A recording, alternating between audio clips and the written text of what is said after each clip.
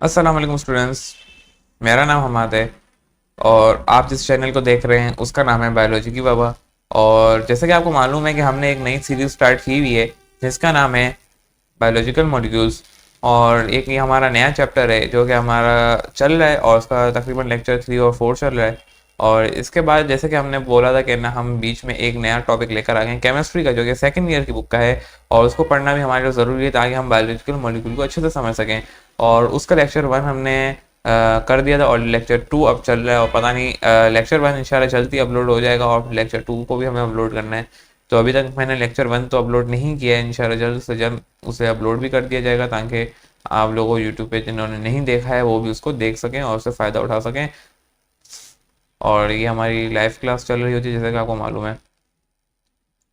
इसके अलावा बच्चों, जैसा कि आपको मालूम है, हमने इससे पहले यहाँ से लेके पूरा यहाँ तक, अच्छा डेट मैंने चेंज नहीं की, आज डेट है 17, सही, आज 17 डेट है और मैंने डेट चेंज नहीं की। और ये हम 13 तारीख को पहला हमने ये लेक्चर आई थिंक उस पर कवर अप किया था और आज 17 तारीख हो गई है। और इस लेक्चर को यानी पार्ट 2 को हम 17 तारीख को कवर अप कर रहे हैं। और इंशाल्लाह आज पूरी कोशिश है कि आईओपैक नोमेनकल्चर को मुकम्मल कर दिया जाए ताकि हम बायोलॉजिकल मॉलिक्यूल जो हमारी असल टॉपिक है उसकी तरफ वापसी आ सकें।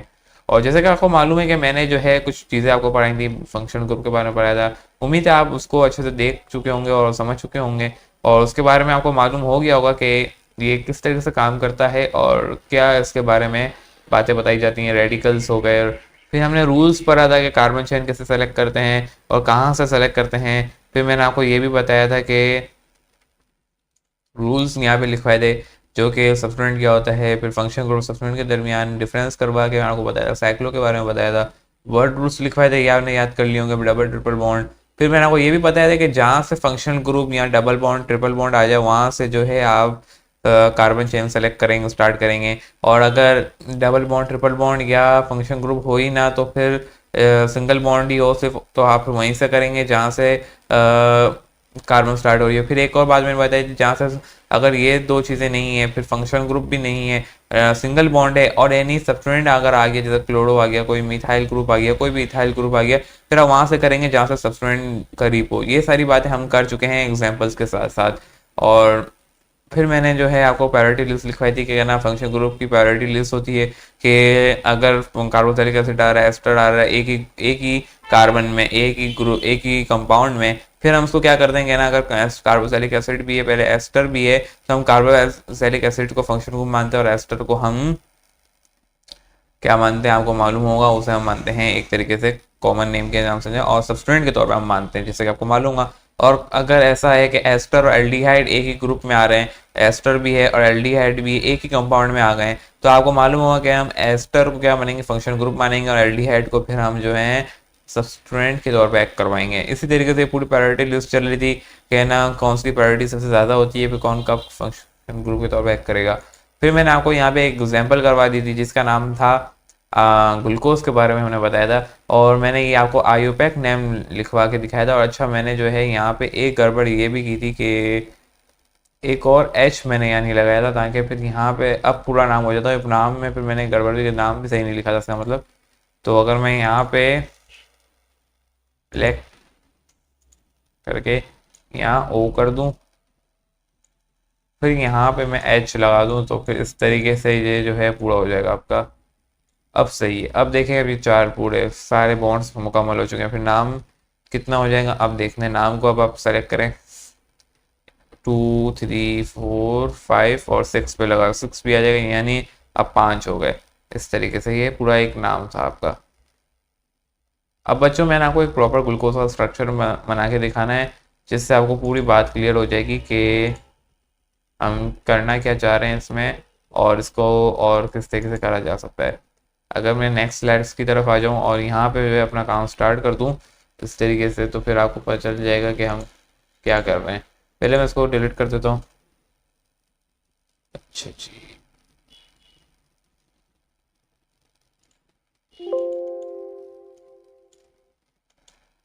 ओके,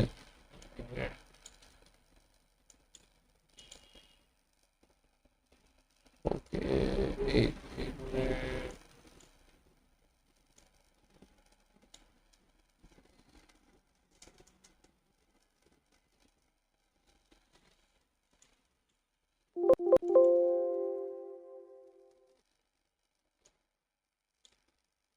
ओके, सही है। अब मैं आपको इस तरह की एक एग्जांपल, ये ग्लूकोज, ये और ये हमने आयोपेक नाम लिखा था, अब मैं आपको जो है प्रॉपर ग्लूकोज का, और जैसे कि आप कार्बोहाइड्रेट्स के अंदर एक बात पढ़ चुके होगे, अगर मैं यहाँ पे लिख के दूँ कार्बोहाइड्रेट्स के बारे में आपने एक बात पढ़ी होगी। जैसे आप अपनी बुक खोलेंगे बायोलॉजी की, उसमें एक डेफिनेशन लिखी होगी कार्बोहाइड्रेट्स के बारे में,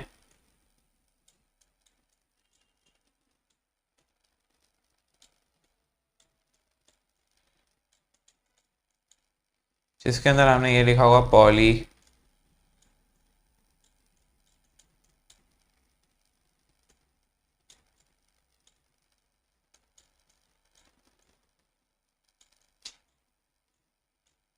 हाइड्रोक्सी, इसके आगे हमने लिखा होगा एल्डिहाइड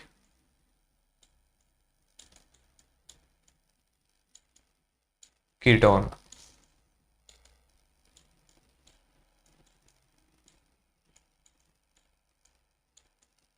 अब आप अपनी बायोलॉजी की बुक खोलें और उसमें जो है सबसे पहला चैप्टर सेकेंड ईयर की, ये नहीं सॉरी फर्स्ट ईयर की आप बुक खोलें, और फर्स्ट ईयर के स्टूडेंट्स अपनी बुक खोलें, और उसमें जो है आप अपनी बायोलॉजी की फर्स्ट ईयर की बुक खोलें, उसमें आप चैप्टर खोलें बायोलॉजिकल मॉलिक्यूल, और उसमें जो है आपके पास कार्बोहाइड्रेट का टॉपिक होगा वो खोलें, और वहाँ पे अगर पॉलीहाइड्रोक्सी कीटोन लिखा होगा, अगर वहाँ पे और नहीं लिखा हुआ तो सबसे पहले यहाँ पे आप और डाल दें इस तरीके से, क्योंकि एक ही कंपाउंड में या तो फिर एल्डिहाइड आएगा या कीटोन आएगा, कोई एक काम हो सकता है। अब कब एल्डिहाइड आएगा कब कीटोन आएगा, और एल्डिहाइड आएगा तो क्या नाम दिया जाएगा, और कीटोन आएगा तो क्या नाम दिया जाएगा, अभी हमें इसको देखना है। और ये पॉली क्यों आ रहा है और ये हाइड्रोक्सी क्यों आ रहा है ये भी हमें देखना है। उसके साथ साथ अगर मैं कलर चेंज कर दूं, उसका एक ही कलर से फिर अच्छा नहीं लग रहा, इस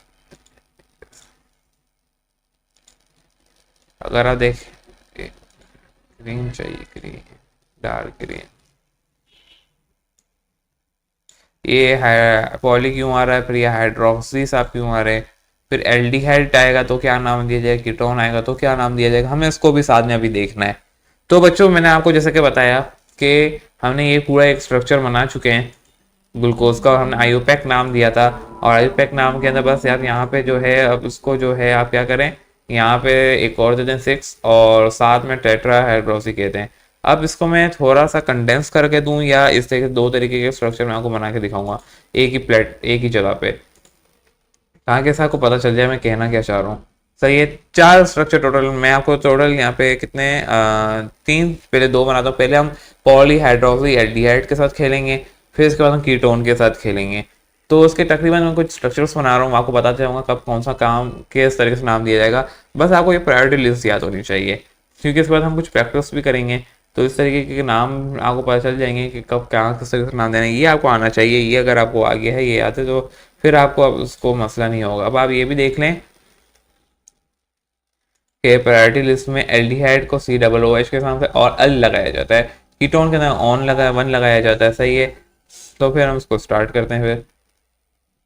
और फ्रुक्टोज का जो है और ग्लूकोज का जो नाम है, अब हम उसको भी देखेंगे कि ना उसका जो आयुपेक नाम होता है वो आपको मैं आपको बता चुका हूँ यहाँ पे, और वापसी में आपको यहाँ पे बता दूंगा, और हम कब इसको पायोरिंग कहते हैं, इन सब चीज़ों को देखना है। लेकिन हम थोड़ा सा जो है कार्बोहाइड्रेट की तरफ आ रहे हैं, फिर इसके बाद हम एग्जाम्पल्स, फिर उसके बाद आपसे कार्बोहाइड्रेट को पूरा डिटेल में स्टडी करना है, वो हम नेक्स्ट लेक्चर में करेंगे। तो बस ये कुछ लिंक्स स्ट्रक्चर्स हैं, ये मेरे को बना के बताने हैं एल्डिहाइड और कीटोन के बारे में, फिर इसके कुछ एग्जाम्पल्स करानी है, और इनके बारे में थोड़ी और बातें हमें डिस्कस करनी है ताकि आपको क्लियर हो सके अच्छे से। अच्छा, मैंने आपको बोला कार्बोहाइड्रेट है, वैसे कार्बोहाइड्रेट हमें बायोलॉजिकल मॉलिक्यूल के अंदर पूरा अच्छे से पढ़ना है, वो मैं बता चुका हूँ। बस मैं आपको यहाँ पे कुछ स्ट्रक्चर, ये नाम के मुताबिक स्ट्रक्चर बताना चाह रहा हूँ कि स्ट्रक्चर कैसे बना, और ये कॉमन नेम है। अभी अभी हम इसको कॉमन नेम कह रहे हैं और आयुपेक नाम नहीं दे रहे। सही है, तो अगर आप यहाँ पे देखें, ये एक कार्बन है, ये टोटल ग्लूकोज के अंदर कितने आते हैं आपको मालूम होगा, ये 2 कार्बन आ गए।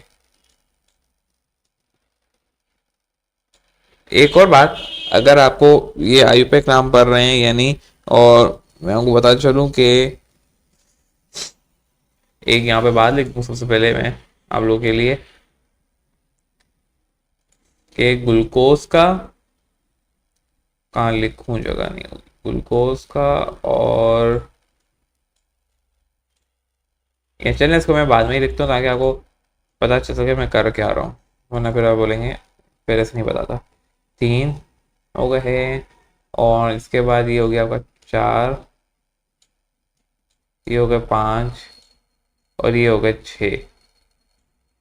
अब मैं यहाँ पे, मैंने आपको बोला ये एक स्ट्रक्चर है जिसके अंदर मैं अभी लगाने वाला हूँ। अच्छा, आपको मालूम होगा क्या ना, आपका यहाँ से आप देख सकते हैं एल्डिहाइड का क्या स्ट्रक्चर है, आपको ये मालूम होना चाहिए। तो फिर मैं यहाँ पे लगाता हूँ। डबल बॉन्ड आ रहा है, सबसे पहले तो डबल बॉन्ड की कहानी खत्म करते हैं। अगर डबल बॉन्ड आ रहा है तो इसका मतलब यहाँ पे ओ आ जाएगा, और यहाँ पे वैलेंसी पूरी है, यहाँ पे अब कुछ नहीं आएगा। एक यहाँ टोटल इसने 3 बॉन्ड बनाया, 4 बॉन्ड बना लिए, एक एच के साथ बना लिया है, 2 ओ के साथ बना लिए हैं और एक सी के साथ बना लिया, टोटल 4, इसकी वैलेंसी पूरी हो गई।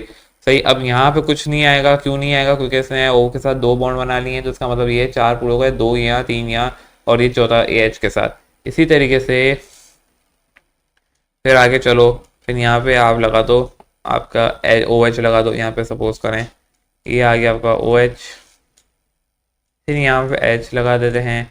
अब यहाँ एच लगा दिया तो यहाँ पे फिर जो है, एक मिनट कुछ ओके छोटा हो, सही है। यहाँ पे मैं लगा देता हूँ आपका ओ एच, फिर यहाँ पे लगा रहा हूँ एच। इसी तरीके से यहाँ पे मैं एच लगा देता हूँ और यहाँ पे लगा देता हूँ ओ एच, यहाँ पे भी मैं लगा देता हूँ ओ एच। अब नीचे में क्या कर रहा हूँ, उसको मैं 2 तरीके से कर सकता हूँ। ये ओ एच भी हो सकती है इस तरीके से, और ये एच हो गया, एक तरीके से ये हो गया। इसे हम कहते हैं राइट हैंड शुगर्स। ये राइट हैंडेड होती हैं आपकी बॉडी वाली, सही, ये राइट हैंडेड होती हैं। ये राइट हैंडेड क्या है, लेफ्ट हैंडेड क्या है, डेक्ट्रोस और लैक्टोस के अंदर क्या फ़र्क होता है, इसको भी हमें समझने के लिए केमिस्ट्री का एक और चैप्टर होता है आइसोमेरिज्म, उसको भी समझना पड़ेगा। लेकिन फिलहाल अभी हम उसको नहीं समझ रहे, आइसोमेरिज्म को टॉपिक को नहीं चल रहे। वो मैं बायोलॉजिकल मॉलिक्यूल जब आपको पूरा अच्छे से पढ़ा रहा हूँ कार्बोहाइड्रेट्स को, तो उस वक्त मैं आइसोमेरिज्म का एक छोटा सा टॉपिक को छेड़ दूंगा, जिससे आपको डेक्ट्रोस और लैक्टोस के बारे में अच्छे से पता चल जाएगा। तो राइट हैंडेड शुगर्स वैसे मैंने वो बता दी हैं, एक बात करनी थी। और इसी तरीके से अगर मैं एक और स्ट्रक्चर बिल्कुल सिमिलर बनाऊं, इसी को अगर मैं कॉपी कर दूं यहाँ से पूरा, अच्छा ये पूरा कॉपी नहीं हो रहा, सही है। मैं यहाँ पे फिर डायरेक्ट ही बना देता हूँ। अगर मैं यहाँ पे एक और इसी तरीके का स्ट्रक्चर बनाऊँ, अगर ये दूसरा सी, ये तीसरा सी, चौथा सी, ये पांचवा और ये छठा, सही है। अब यहाँ पे वही मैं ओ एच लगा देता हूँ और इसे हम कहते हैं ग्लूकोज। यहाँ पे हम लगा देता हूँ एच। इसी तरीके से अगर मैं यहाँ पे भी लगा दूँ एच, फिर इसके बाद मैं यहाँ पे लगा दूँ H, O H, sorry O H आएगा ना यहाँ, बिल्कुल सेम स्ट्रक्चर में बना रहा हूँ अभी। कुछ यहाँ पे तो कुछ आएगा नहीं, सही है। यहाँ पे तो आपको मालूम है क्यों नहीं आएगा, और यहाँ पे मैंने गड़बड़ कर दी, अब सही है। ओ आएगा यहाँ पे, फिर यहाँ पे आएगा ओ एच आ जाएगा यहाँ पे। इसी तरीके से आगे फिर आपका एच आएगा, यहाँ पे भी एच आ जाएगा, यहाँ पे भी एच आएगा आपका।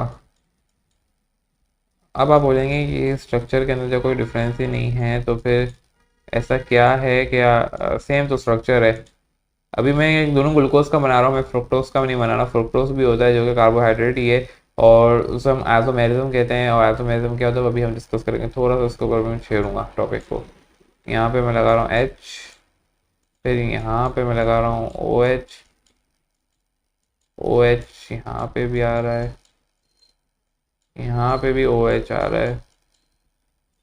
अब देखो बच्चों, ये कितने हैं, यहाँ पे देखो, अभी आप यहाँ पे देखो, अगर अगर मैं रेड खोल लूँ तो ये कितने हैं, ये 2 हैं और ये एक ओ एच है। अगर मैं इसको कंडेंस करके लिख लूँ, कंडेंस यानी इसको छोटा करके लिख लूँ, तो कोई मसला नहीं होगा मेरे। आप देखो देखो यहाँ पे मैंने CH2 कर दिया, कुछ भी नहीं किया मैंने, बताइए 2 एच थे, इसको मैंने इस तरीके से लिख रहा हूँ, ये भी ग्लूकोज का ही है, इसको हम कंडेंस करके लिख रहा हूँ और कुछ भी नहीं किया है।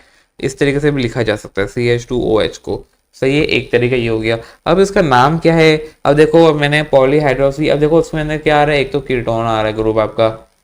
अगर आप ये देखो, सॉरी कीटोन नहीं, एल्डिहाइड का ग्रुप आ रहा है, ये आ गया आपका एल्डिहाइड, सही है। यहाँ पे भी एल्डिहाइड आ रहा है, सेम ही स्ट्रक्चर है, कोई भी देख लो, ये एल्डिहाइड आ गया। फिर मैंने बोला पॉली, अब पॉली और हाइड्रोक्सी के ऊपर डिस्कस करो, तो देखो ये आ गया आपका हाइड्रोक्सी, यहाँ पे भी आ गया हाइड्रोक्सी, ये एक से ज़्यादा हाइड्रोक्सी हैं, सही है। टोटल कितने हो गए, तकरीबन 4 हाइड्रोक्सी आपके पास पाए जा रहे हैं इस तरीके से। नहीं 4 नहीं 5 पाए जा रहे हैं, 1 2 3 4 और ये 5, और यहाँ पे भी एक आ रहा है हाइड्रोक्सी। अब इसका मतलब क्या है कि आपके पास टोटल 5 हाइड्रोक्सी आ रहे हैं। अच्छा इसको मैं फिर कलर चेंज कर देता हूँ ताकि आपको फिर मसला ना हो कि ये मैंने इसके लिए बनाया, ये इसके लिए बनाया इस तरीके से इसको कंडेंस करके जो लिखा है मैंने। 5 टोटल आपके पास हाइड्रोक्सी आ रहे हैं। एक बात ये आपको पता चल गई। अब देखो पॉली भी आ गया, पॉली एक से ज़्यादा के लिए, और हाइड्रोक्सी इस तरीके से एल्डिहाइड आ गया, और इसे हम कहते हैं ग्लूकोज। ये आपका ग्लूकोज है।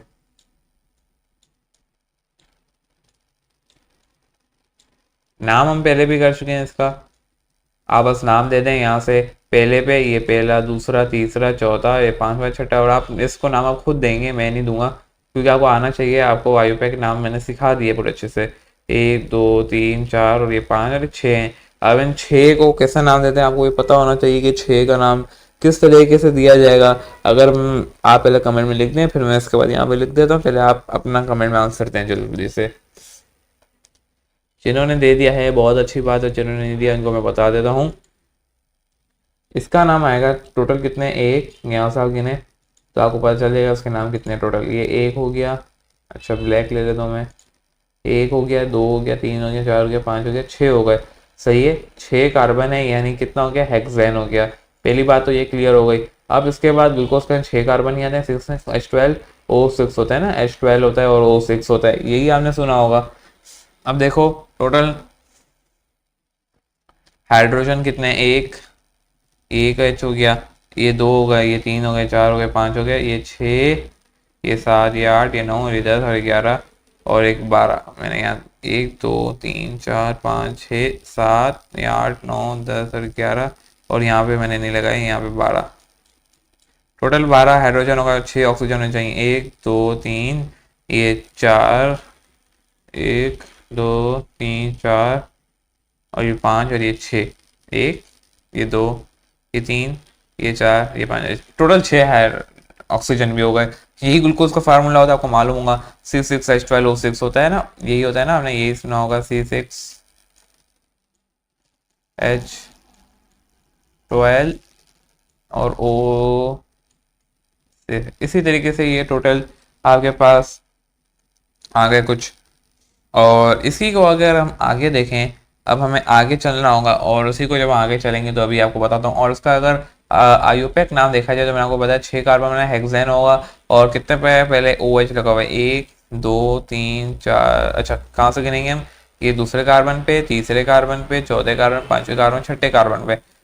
सही है, 2 से लेके 6 तक लगा हुआ है। सही है, अब 2 से लेके 6 तक लगा हुआ है तो टोटल 4 लगे हुए हैं, 1 2 3 4 और ये 5 लगे हुए हैं, सॉरी 5 हैं टोटल, 1 2 3 4, हाँ टोटल 5 आपके पास लगे हुए हैं। तो 5 आप लिख दें, 1 2 फिर 3 4 5 और ये 6 ये 6 लिखें, और फिर आप लिखें और ट्राई, और किस अगर 5 हैं तो उसके लिए हम क्या यूज़ करेंगे, ये आपको मालूम होगा। अगर ट्राई है, ट्राई के बाद टेट्रा आता है, टेट्रा के बाद होगा पेंट आता है, और पेंट के लिए हम यूज़ करते हैं पेंट हाइड्रोक्सी। सही है, हेक्सेनल, हेक्सेनल आपको ये मालूम होगा। ये आयोपैक नाम है, मैं लिख नहीं रहा क्योंकि मैं फिर जगह कम पड़ जाएगी, आपको ये वर्बली मैंने बता दिया। अब आइसोमेरिज्म किसे कहते हैं हमें ये भी देखना होगा। आइसोमेरिज्म उस टॉपिक का नाम है कि आइसोमेरिज्म के ना स्ट्रक्चर सेम हो, जिसका सॉरी फार्मूला सेम हो, स्ट्रक्चर डिफरेंट हो। तो अगर मैं आपको आइसोमेरिज्म की एक बताऊं, मैं या तो नेक्स्ट पेज पे ही चला जाता हूँ या यहाँ लिख देता हूँ, फिर उसका फ्रुक्टोज का आइसोमेरिज्म किसे कहते हैं हम लोग, जिसके अंदर ये केमिस्ट्री का टॉपिक है ये भी है, और इसको हम जब बायोलॉजी का मॉड्यूल पढ़ेंगे और अच्छे से हम पढ़ेंगे ताकि हम आपको डेक्ट्रोज और लैक्ट्रोज के राइट हैंडेड और लेफ्ट हैंडेड शुगर्स के बारे में बता सकूँ। तो ये है कि आपका आइसोमेरिज्म, आइसोमेरिज्म उससे कहते हैं जिसका सबसे पहली बार उसके अंदर ये आई जाती है कि उसका फार्मूला सेम है और स्ट्रक्चर डिफरेंट है। अब ये कैसे है, अभी हमें इसको देखना है। यानी अगर मैं आपको यहाँ पे लिख के बताऊं तो मेरे कहने का मतलब ये है कि ग्लूकोज और फ्रुक्टोज का फार्मूला एक ही है। अगर यहाँ पे मैं लिखूँ C6H12O6, तो ये फार्मूला है। और इसी फार्मूले को हम देखते हुए इसी को हम जो है दो हिस्सों में तोड़ देते हैं। एक हो गया आपके पास ग्लूकोज का भी एक फार्मूला है, और फ्रक्टोज वो भी एक कार्बोहाइड्रेट है। दोनों कार्बोहाइड्रेट्स हैं, ग्लूकोज भी कार्बोहाइड्रेट्स है और फ्रक्टोज भी कार्बोहाइड्रेट्स है। तो ग्लूकोज और फ्रक्टोज दोनों सेम है, तो इसका मतलब ये हो गया कि फ्रक्टोज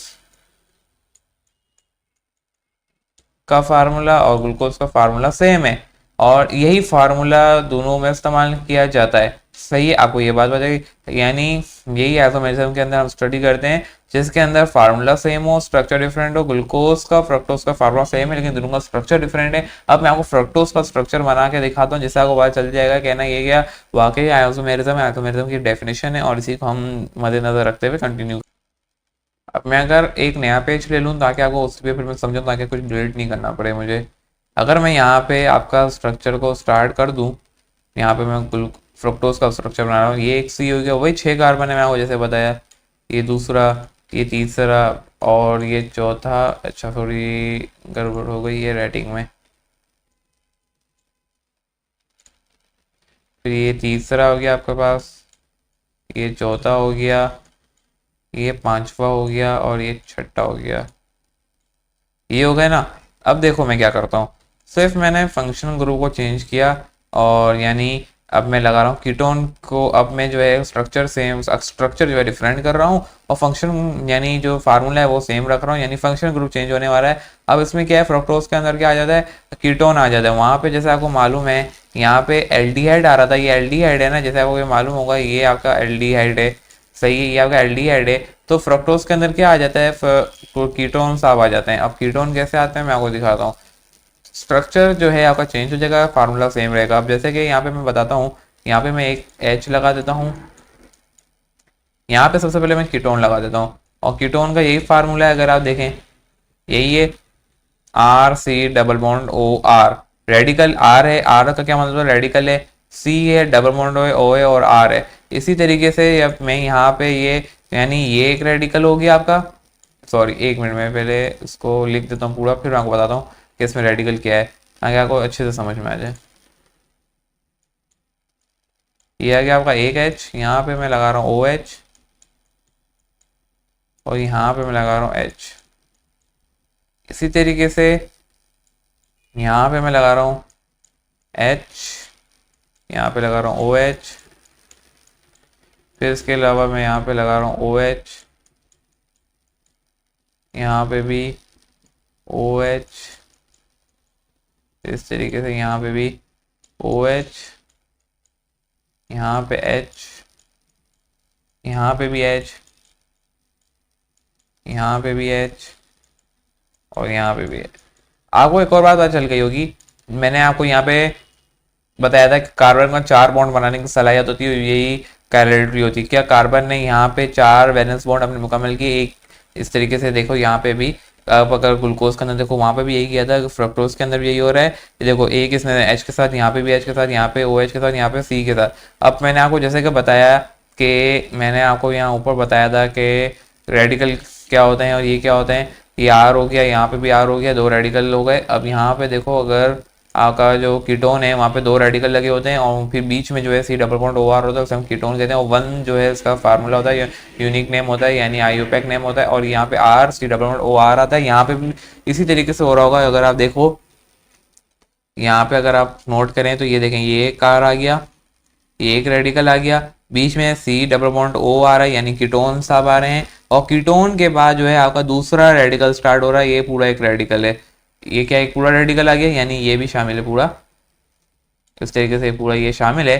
तो ये आपको साफ बात से हो रहा होगा कि यहाँ पे 2 R थे, फिर उसके बाद C double bond O R रहा था, यहाँ पे बिल्कुल इसी तरीके से काम हो रहा है। अब अगर मैं आपको फार्मूला गिनवाऊँ, फार्मूला बिल्कुल सेम आपको दिखेगा। देखें क्या वही है, C6, मैं अगर यहाँ पे लिख दूँ C6H12 है आपका, और O6 है, यही है ना। अब देखो पहले आप C गिन लो, 1 2 3, ये आपका 4, इसी तरीके से ये आपका 5 और ये 6। अब ये पूरे 6 हो गए। हाइड्रोजन गिनो टोटल, 1 2, सही है, यहाँ पे 3, ये 4, ये 5, ये 6, ये 7, 8, 9, 10, 11 और ये 12। देखो 12 हाइड्रोजन और 6 ऑक्सीजन आने चाहिए। 1 2 3 4 5 और छठा कहाँ गया? ये रहा आपका छठा, ठीक है, ये आ गया। 6 ऑक्सीजन भी हो गए। अब खुद बताओ। देखो यहाँ पे भी यही फार्मूला था, मैंने यही बोला था आइसोमेरिज्म के बारे में। यहाँ पे भी टोटल यही फार्मूला बिल्कुल सेम था, बस स्ट्रक्चर डिफरेंट हो गया है। पहले एल्डिहाइड लग रहा था, अब दूसरा फंक्शनल ग्रुप आ रहा है, वो आ रहा है कीटोन आ गए हैं। बस डबल बॉन्ड ओ की जगह चेंज हो गई है, इसे हम कहते हैं कीटोन। अब इसका नाम आप चेंज करके लिख दें, सही है। सिर्फ वहाँ पे क्या आ रहा था उतने ही, क्या होंगे, हाइड्रोक्सी होंगी, पॉलीहाइड्रोक्सी कीटोन आ जाएगा। पहले एल्डिहाइड आ रहा था, पॉलीहाइड्रोक्सी कीटोन्स का नाम दिया जाएगा। और ये इसी को हम क्या कहते हैं, फ्रक्टोज कहते हैं। ये आपका फ्रक्टोज आ गया।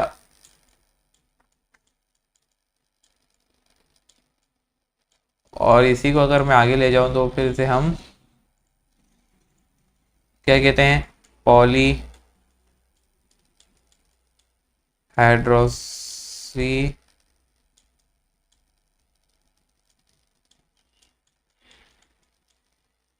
कीटोन।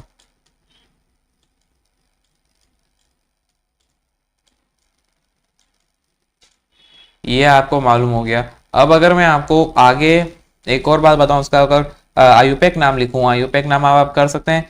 कहाँ से आपको पहले तो ये देखना है कि कहाँ से आपका फंक्शनल ग्रुप यानी जो लगा हुआ है वो करीब है। तो आप देखें यहाँ से नंबर 2 से करीब है, तो हम यहीं से गिनेंगे, तभी मैंने यहीं से गिना, तो मैंने यहाँ से स्टार्टिंग किया 1 2 3 4 5 6 मैं यहाँ से ले गया, यहाँ से ले गया था। तो देखें कितने पे लगा हुआ है, सबसे पहले हाइड्रोक्सी कहाँ पे लगा हुआ है, एक पे, फर्स्ट पे लगा हुआ है। तो मैं यहाँ पे फर्स्ट लिख देता हूँ, एक कॉमा डाला। फिर कहाँ लगा हुआ है, 4 पे लगा हुआ है, मैंने 4 लिख दिया। अच्छा सॉरी, 2 पे भी लगा हुआ है, 3 पे भी लगा हुआ है ना, सही है। एक बच्चे ने बोला 3 पे भी लगा हुआ है, सही है, वो नज़र नहीं आया मुझे। 3 पे भी लगा हुआ है, फिर इसके बाद 4 पे लगा हुआ है, 5 पे भी लगा हुआ है। टोटल कितने हो गए, 4 हो गए। और फिर इसके बाद आपके पास 6 पे भी लगा हुआ है। और इसको यानी कितने होगा, 5 होगा, और पेरेंट के नाम से देंगे। और पेरेंट के बाद आपके पास आ जाएगा, और वही 6 कार्बन है, सही है। पेरेंट हेक्स 1, इसको फिर हम हेक्स 1 के नाम से जानेंगे। इस तरीके हेक्सोन, या तो हम उसको हेक्सोन भी कह सकते हैं, और हेक्स 1 के नाम से, इस तरीके से ये पूरा आयोपेक नाम आ गया। अच्छा, एक बच्चे ने बोला कि क्या इसका भी बिल्कुल इस तरीके से हम एंड वाले कार्बन को उससे कंडेंस कर सकते हैं और ऊपर वाले को कंडेंस कर सकते हैं? जी हाँ, बिल्कुल कर सकते हैं। अगर मैं आपको दिखाऊँ, यहाँ पे जगह तो खत्म हो गई, एक और स्लाइड में ले लेता हूँ फिर। बिल्कुल कर देंगे। अगर यहाँ पे एक है, ये पहले तो मैं सारे कार्बन लगा देता हूँ, 2, ये 3, ये 4, इसी तरीके से ये आ गया 5, और ये हो गया 6, और ये सॉरी 6 ही है ना, सही, 1 2 3 4 5 6 हो गए।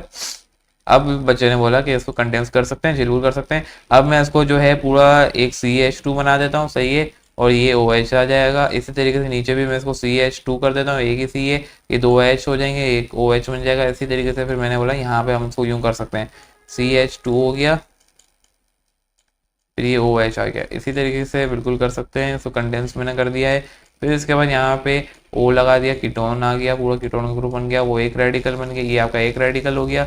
और उसके नीचे दूसरा, फिर कीटोन आए, फिर नीचे इसका दूसरा रेडिकल स्टार्ट हो गया। अच्छा, और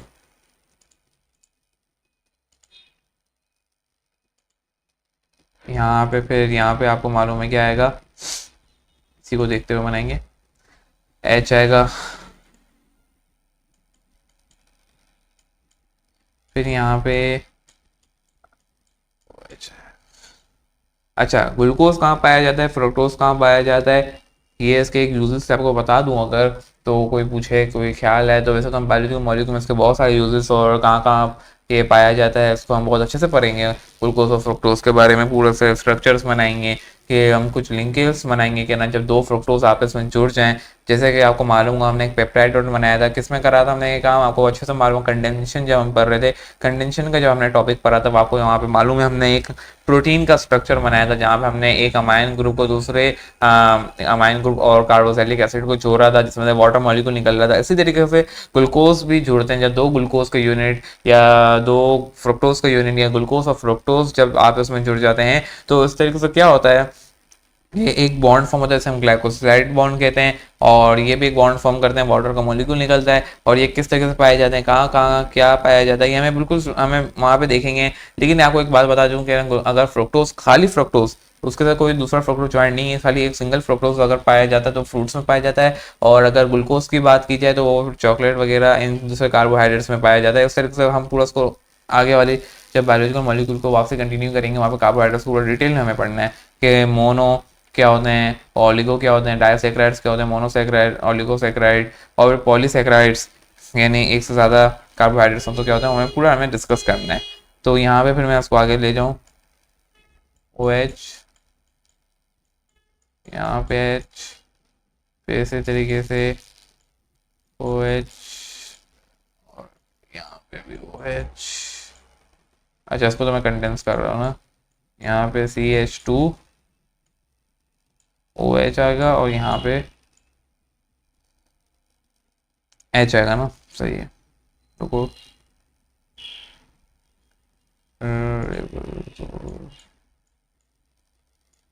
ये नजर नहीं है तभी मैं सही कर,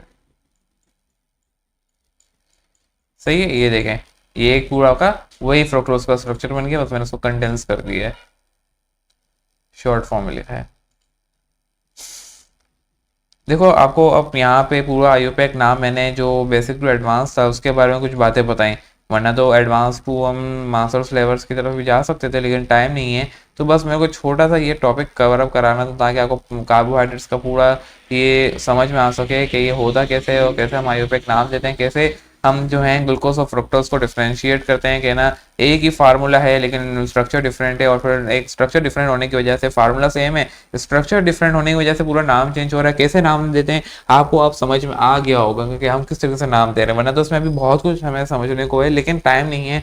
हमें अपने अपने चैप्टर की तरफ ही रहना है, केमिस्ट्री की तरफ पूरा नहीं जाना है। और जिसको अगर अभी भी उसको पूरा अच्छे से और देखना है कि पूरा उसको समझना है तो फिर वो जो है यानी जो फर्स्ट ईयर के स्टूडेंट्स हैं अगर उनको ये पूरा और अच्छे से देखना है तो फिर वो मेरा केमिस्ट्री का लेक्चर देख लें सेकेंड ईयर का, वहाँ पे मैंने उसको और अच्छे से समझाया है, पूरा आईयूपैक नाम की प्रैक्टिस भी मैंने करवाई है, मुख्तलिफ स्ट्रक्चर्स बनवाए, फिर उसको फार्मूला नाम लिखवाया है, फिर मैंने स्ट्रक्चर नाम दे दिए हैं, फिर उसका स्ट्रक्चर बनाने को दिया हुआ है पूरा, मतलब मैंने पूरा बेसिक टू एडवांस और एडवांस से फिर मास्टर इन दोनों को कवर अप किया हुआ है। यहाँ पे बस मुझे इतना ही समझाना था कि ना किस तरीके से हम नाम देते हैं फ्रुक्टोज और ग्लूकोज का, इसी तरीके से प्रोटीन और लिपिड जब आगे आगे चलेंगे उस तरीके से हम नाम देते चले जाएंगे। और आपको ये चीज़ याद होनी चाहिए ये, और फिर उसके बाद मैंने आपको जो रूल्स बताए उन सबको हमें याद रखना चाहिए। तो इस तरीके से आपका जो है पूरा अच्छे से ये कार्बोहाइड्रेट्स कवर अप हो जाएगा, आपको नाम देने आ जाएगा, आपको आईयूपैक नाम पता होगा, आपको प्रायोरिटी लिस्ट पता होगी, तो उससे आप जो है कीटोन और एल्डिहाइड कैसे नाम दे रहे थे, जब फार्मूला एक है स्ट्रक्चर डिफरेंट और नाम कैसे डिफरेंट हो जाते हैं स्ट्रक्चर के चेंज होने की वजह से, आपको ये पता चल जाएगा। तो यहाँ पे बस मैं इस लेक्चर को एंड करूँगा और फिर हम उसके बाद जो है नेक्स्ट लेक्चर में कार्बोहाइड्रेट्स को पूरा डिटेल में पढ़ेंगे, यही हमारा होगा, उसको फिर हम कवर अप कराएंगे। फिर इसके बाद देखते हैं और आगे हम किस किस को किस कवर करना है। तो जब तक के लिए मुझे दीजिए इजाज़त, अल्लाह हाफिज़।